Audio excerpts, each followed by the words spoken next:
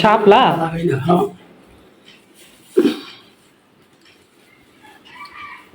দাম 60 টাকা নিছে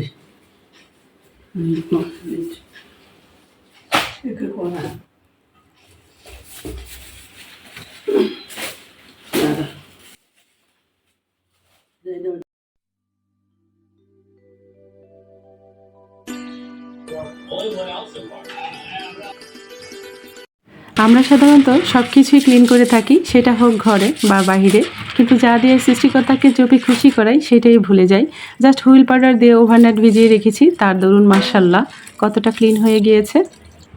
আসসালামু আলাইকুম মাই ইউটিউব ফ্যামিলি, কেমন আছেন সবাই? আই হোপ সবাই ভালো আছেন। আলহামদুলিল্লাহ আমরাও সবাই ভালো আছি। মাই ভিলেজ লাইফ আয়েশা চ্যানেলে সবাইকে স্বাগত। দূরে ও কাছে যে যেখান থেকে দেখছেন প্রত্যেককে জানাচ্ছি আন্তরিক শুভেচ্ছা ও অভিনন্দন।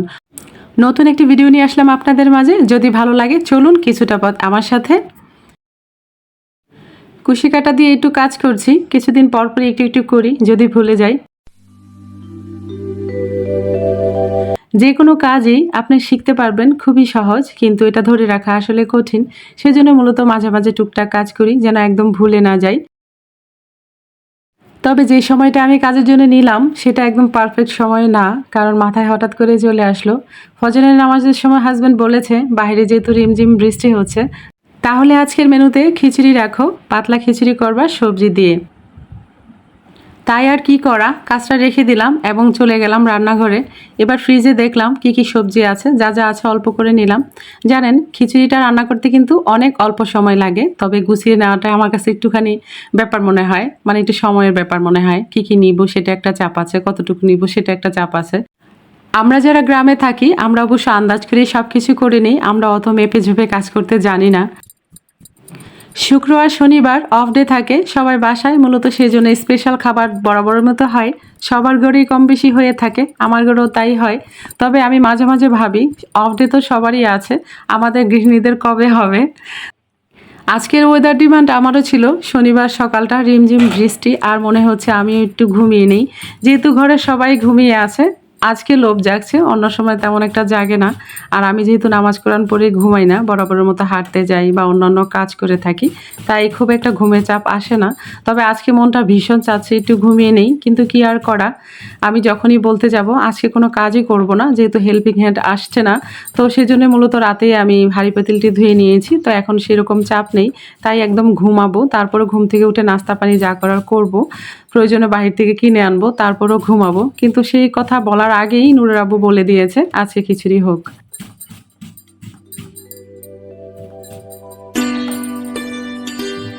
শুধু খিচুড়ি খাবে না, তার জন্য মাংসটা তো অবশ্যই লাগবে। তো দেশি মুরগি যেহেতু আছে, গতকালকে রান্না করেছি, বাকিটা আজকে আছে, সেটা করে নেব।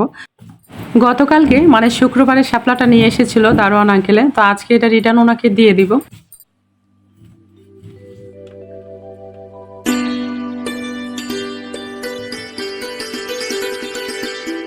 আপনারা তো জানেনই সবাই যারা আমার পুরনো ভিডিও দেখছেন, আমি খুব ভোর থেকে কাজ করি, তো সেই জন্য মূলত রয়েছে সামনেই, যেন ভুলে না যাই। তো একটু ডাটা আর এই যে পুরো শাপলা দিয়েটা সেটা দিয়ে দিব, কারণ আমাদের ঘরে কেউ শাপলা খায় না। তো উনি ভাবছে আমাকে খুশি করাবে, তো উনি তো আর জানে না আমি খাই না, সেজন্য হয়তো নিয়ে এসেছে। তো যাই হোক খুশি হয়েছি, অনেকদিন পর শাপলা ফ্লাওয়ারটা দেখলাম সাথে শাপলা, সেজন্য খুশি হয়েছি। এবার ওনাকেও দিয়ে দিব, উনি রান্না করে খেয়ে নেবে। জাম্বুরাটা শাপলাটা আর ডাটা ওনাকে দিয়ে দিলাম, ডাটা অল্প কিছু রেখেছি যদিও, আর একটা তো কেটে এখন খিচুড়িতে দিব, বাকি 5টার মতো আছে সেটা আমি রান্না করব, আর বাকি মুঠোটা ওনাকে দিয়ে দিব। তো যাই হোক, এ পর্যন্ত এসে যারা আমার ভিডিও দেখেছেন, যদি ভিডিওর কোনো অংশে ভালো লাগে তাহলে সেই পুরনো কথাটা আবার বলছি, লাইক দিয়ে ভিডিওটি কন্টিনিউ করবেন। যারা নতুন ওয়াচ করছেন আমার ভিডিওর কোনো অংশ যদি ভালো লাগা থাকে, আমার কথাও যদি আপনাদের পছন্দ হয়ে যায়, তাহলে আমার চ্যানেলের সাথে থেকে আমার সাথে বন্ধুত্বর সম্পর্কটা রাখতে পারেন। তো যাই হোক, আপনাদের অনেক অনেক ধন্যবাদ যারা পুরনো ভিউয়ার্স আছেন, আপনাদের সহযোগিতায় আমি এতটুকু আসতে পেরেছি, আর আপনাদের এত সুন্দর সুন্দর কমেন্টস, ও মাই গড। কিছু কিছু বোনদের কথা কি আর বলবো, তবে যাদের ভিডিও আমি দেখছি মোটামুটি এই পর্যন্ত, বেশিরভাগই আমার থেকে বয়সে অনেকটাই ছোট, আর এত সুন্দর ভিডিও করে, এত সুন্দর রান্না আর কুকিং চ্যানেলগুলো কি বলবো। ওরা রান্নার মনে হয় একদম এক একটা মাস্টার হয়ে গিয়েছে, আমার তো ভীষণ ভালো লাগে। খিচুড়ি রান্না করা কম বেশি সবাই জানেন, এটা অনেক সহজ। তবে নতুন নতুন প্রিয় আপু ভাইয়েরা যারা আছেন, যারা রান্না জানেন না, নতুন নতুন রান্না করছেন, তাদের জন্য হেল্পফুল হবে। একদমই সিম্পলি প্রথমে পরিমাণ মতো তেল দিয়ে দিলাম, তারপর এক মুঠো পেঁয়াজ দিয়ে দিলাম, তারপর ফালি করে কাঁচামরিচ, সাথে তেজপাতা, পরিমাণ মতো আদা পেস্ট, রসুন পেস্ট আর 1.5 চামচের মতো হলুদ দিয়ে দিয়েছি। হলুদটা একটু বেশি দিয়েছি কারণ ল্যাটা খিচুড়ির মধ্যে একটু কালারফুল না হলে আসলে ভালো লাগে না। যদি ভুনা খিচুড়ি হয় তাহলে পরিমাণটা একটু কমিয়ে দিই আমি, তখন আমার ওইটা সৌন্দর্য মনে হয় ডালে আর চালের সাথে। এ পর্যায়ে এসে ধুয়ে রাখা সবজিগুলো দিয়ে দিলাম, তার উপর দিয়ে দিলাম ধুয়ে রাখা চাল আর ডাল। আমার যে পাতিলটা সেটা সিলভারের, তাই খ্যাটর খটর করে, ক্ষমা দৃষ্টিতে দেখবেন। কারণ কি, আমি তো এক হাতে ভিডিওটা করছি, আমার তো হেল্প করার জন্য আজকে মাইশামণি নেই। খিচুড়িটার কালারটা দারুণ লাগতেছে কষানোর অবস্থায়। এই পর্যায়ে এসে আমি গরম পানি দিয়ে দিব, পুরো পাতিল ঝুড়ে পানি দিয়ে দিব। আজকে যেহেতু ল্যাটা খিচুড়ি, একদম ল্যাটা করেই করব। গরম পানিটা দিলে কি হবে, একদম স্বাদটা বাড়বে, খুব বেশি সুন্দর হয় খাবার খেতে। এটা হলো গুপার কথা, গুপার ডায়লগটা দিয়ে দিলাম। গোপা সব রান্নাতেই গরম পানি ইউজ করে, এতে টেস্টটা একটু বেড়ে যায়। তবে গোপা যেভাবে কথা বলে আমার খুব ভালো লাগে, মনে হয় ও একটা প্রফেসর, এত সুন্দর করে বুঝিয়ে কথা বলে রান্নার ব্যাপারে, একদম মুখস্থ করিয়ে দেয়। যাই হোক Gopa, I love you so much. তো এই পর্যায়ে এসে লবণটা দিয়ে আমি দেখে নিলাম চেকে কতটা লবণ হয়েছে, আরও লাগবে কিনা।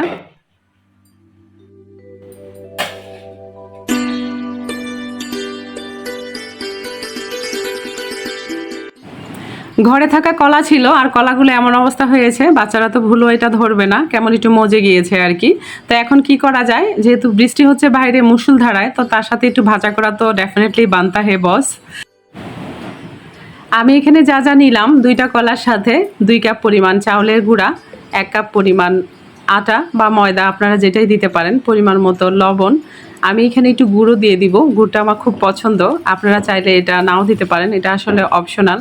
কারণ কলাতেই বেশ মিষ্টি হবে, যারা মিষ্টি খেতে ভালোবাসেন তারা আমার মতো একটু গুড় দিতে পারেন। গুড় ব্যবহারের সময় আসছে, এই তো শীতকাল, বিভিন্ন রকম পিঠা হবে গুড় দিয়ে, তাই না?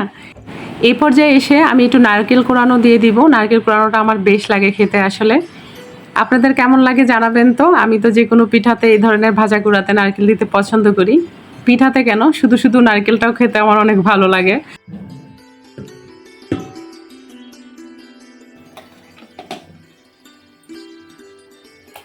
ডাল আর চালটা যেহেতু সিদ্ধ হয়ে গিয়েছে, তো এই পর্যায়ে এসে আমি টমেটোটা দিয়ে দিব। আমি আগে দিইনি এই কারণে, কেমন যেন হয়ে যায়, সিদ্ধটা হতে চায় না।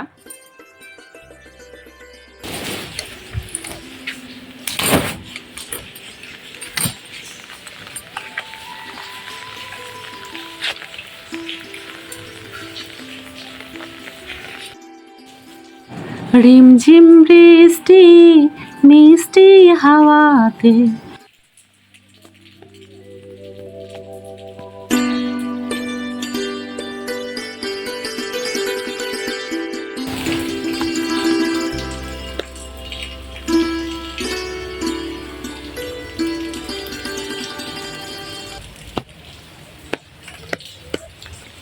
রাস্তাঘাট একেবারেই ফাঁকা, যেহেতু বৃষ্টি হচ্ছে। আমার মতো পাগল ছাড়া কে আসবে রাস্তায়। অবশ্য আমি প্রয়োজনে আসছি। এই তো, যেহেতু বাসায় ঘি নাই, তাহলে এই যে পোলাও পাতা, সেটার স্মেলটা খুব ভালো, এটা আমি নিয়ে যাব। এই যে নিয়ে নিচে আসছি।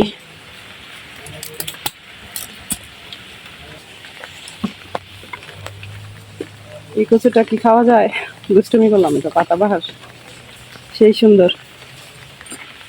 গাইস দেখুন, জীবনটা কচু পাতার পানি, জাস্ট টাচ করবেন পড়ে যাবে। এত অহংকার আসলে ভালো না। ফ্লাওয়ারটা কি দারুণ না? ওয়াও, মাশাআল্লাহ, অদ্ভুত সুন্দর। এই যে এই মিনি টপর এগুলো কেটে দিব, ওইটা যখন পাতাটা বেরিয়ে যাবে তখনই, নইলে খারাপ দেখা যাবে। দুই পাশে ন্যারো বেল। এই যে এইটা একটু উঁচু হয়ে গেছে, মাঝখানেরগুলো ঠিক আছে, আর এটাও বেশ বড় হয়ে গিয়েছে না। তো এই পাশ দিয়ে শিয়াল আসে আসলে, সেটাই মূলত কারণ ছোট করে দেওয়া।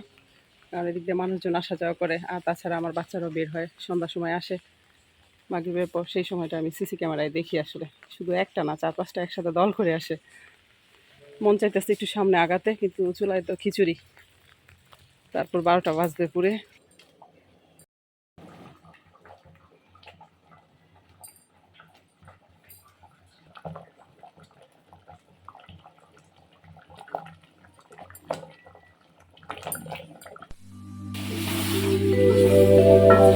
মুরগির গোস্তটা সুন্দর করে কষিয়ে নিলাম। এবার ধুয়ে রাখা আলুগুলো ছেড়ে দিলাম, আর অবশ্যই গরম পানি দিব যেন সিদ্ধটা তাড়াতাড়ি হয় আর ডেফিনেটলি টেস্টটাও যেন বেটার হয়।